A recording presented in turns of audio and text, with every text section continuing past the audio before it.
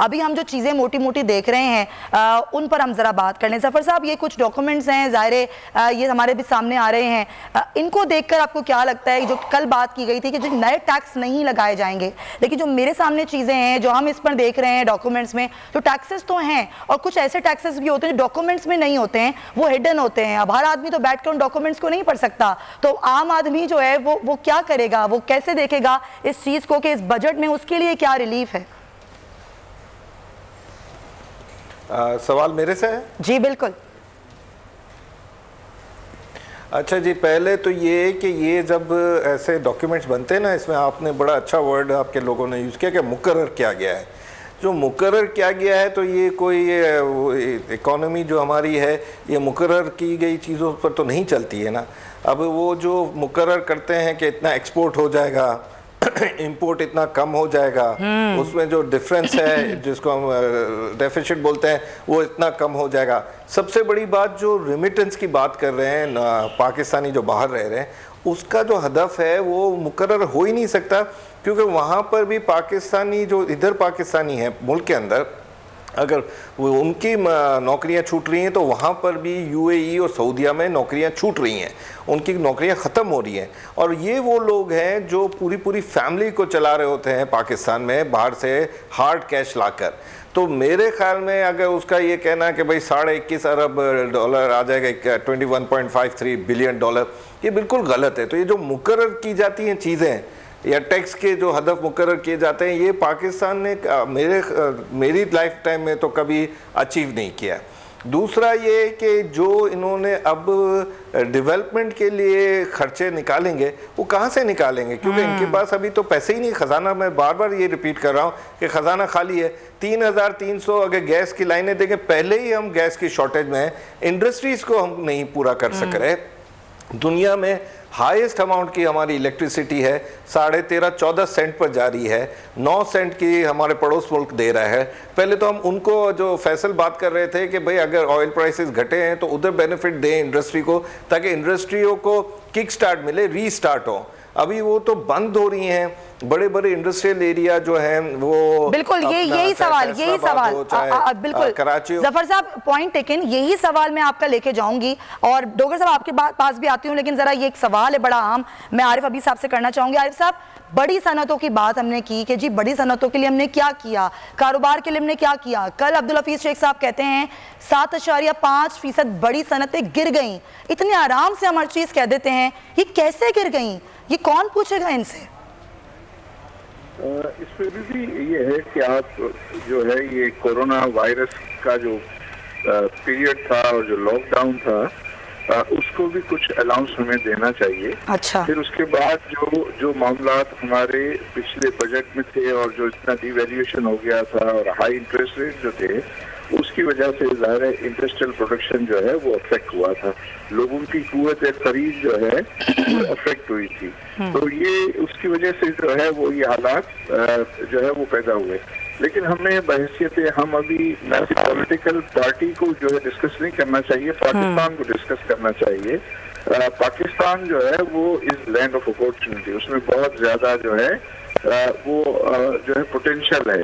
तो हमें ये बात करनी चाहिए कि इस पोटेंशियल को हम किस तरीके से जो है वो रियलाइज कर सकते हैं।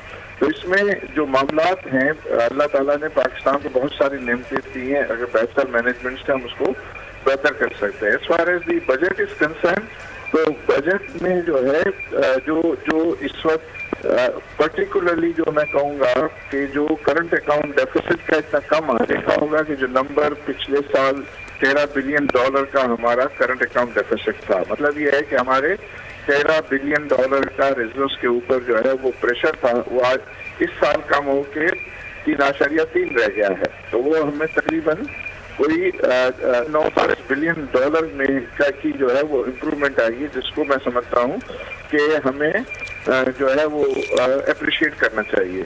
जहाँ तक कि बजट डेफिसिट का ताल्लुक है, वहाँ परफॉर्मेंस हमारी खराब है। उसमें उसकी वजह यह है कि चूंकि बिजनेसेस अच्छे नहीं थे तो वो रेवेन्यू जनरेट नहीं कर सके। एग्रीकल्चर ने बेहतर किया है, एग्रीकल्चर की जो ग्रोथ है वो पॉजिटिव रही है। तो जरूरत इस बात की है कि जिसमें जो है वो एग्रीकल्चर, कंस्ट्रक्शन, इंडस्ट्री, IT इन सब यही सवाल था मेरा आपसे की पॉलिसी बिल्कुल एक तरफ हो। हाँ। तो हम सबको भी मेहनत करनी है ना, सही, आवाम को भी तो मेहनत करनी है, हमको भी तो काम करना है, ज्यादा काम करने का सर मौका भी तो दिया जाएगा ना सर। ऐसे मौके पैदा किए जाएं कि काम करना आसान हो, यही तो आसान तरीके से सवाल मैंने आपसे किया था। चले खैर, आपका पॉइंट आया है। डोगर साहब की जानिब जाएंगे। डोगर साहब, मालिक इक़्तिसादी सर्वे कहता है कि 14 लाख अफराद जो है उनका रोजगार खत्म होगा और तकरीबन 1 करोड़ अफराद ऐसे हैं जो कि खत्े गुर्बत से नीचे आएंगे। कोरोना की वजह करार दिया जा रहा है इस चीज़ को भी, और फिर ज़ाहिर है कल हफीज़ शेख साहब ने भी यही कहा कि जी कोरोना की वजह से हम वो अहदाफ हासिल नहीं कर पाए।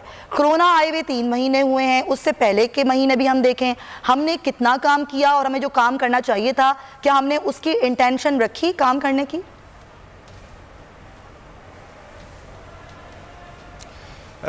बिल्कुल, जो आप 14 लाख आपने फिगर दिया ये तो बिल्कुल, अगर कोरोना का माइल्ड इफेक्ट होता है तो ये तब 14 लाख लोग बेरोज़गार होंगे। अदरवाइज़ अगर कोरोना का इफेक्ट स्ट्रॉन्ग होता है और लॉकडाउन को स्ट्रॉन्ग करना पड़ता है तो तब ये बेरोज़गारी का जो इम्पैक्ट है ये 1 करोड़ से ऊपर भी जा सकता है। जो इकोनॉमिक सर्वे में जो कहा गया उसमें 1 करोड़ से ऊपर जाने का भी खदशा है।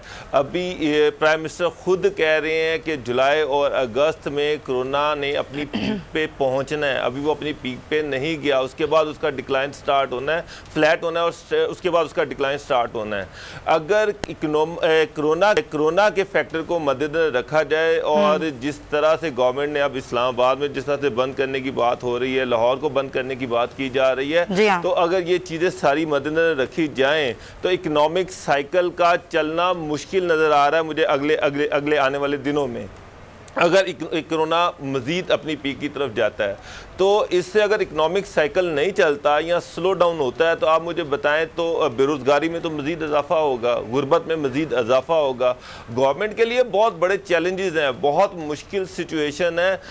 अभी फैसल साहब बात कर रहे थे गाड़ियों की, हमें तो अभी सारे मुल्कों के साथ जो हमारा ट्रेड बैलेंस है उसको भी रिवाइज करना चाहिए। आप चाइना के साथ देख लें, अपना ट्रेड बैलेंस देखें, वहाँ से हम कचरा खरीद कर लेकर आ रहे हैं। आपको अपनी प्रायोरिटीज को सेट करना पड़ेगा, अपना ज़रिए मुबादला बचाना पड़ेगा। ये बहुत बड़े चैलेंजेस है गवर्नमेंट के सामने। डेवलपमेंट का जो बजट है उसमें कट आएगा। अगर डेवलपमेंट के बजट में पहले ही कट चल रहा है, अगर मजीद कट आता है तो मुझे एक बात बताएं, अगर डेवलपमेंट का बजट भी कम हो जाता है उसमें भी कट पड़ता है। पंजाब का मुझे पता है कि पंजाब के डेवलपमेंट बजट जो 200 अरब रखा गया उसमें से 100 अरब भी नहीं है खर्च कर सके। और तो ये तो सबसे जो इकोनॉमिक साइकिल के चलने में सबसे बड़ा जो कॉन्ट्रीब्यूशन होती है वो गवर्नमेंट की तरफ से डेवलपमेंट का बजट होता है। तो यही तो मैं सवाल आपसे करूंगी। देखें, बिल्कुल सही, आपने बड़े आम पॉइंट्स आपने उठाए हैं और आपने फिर कोरोना की बात भी की।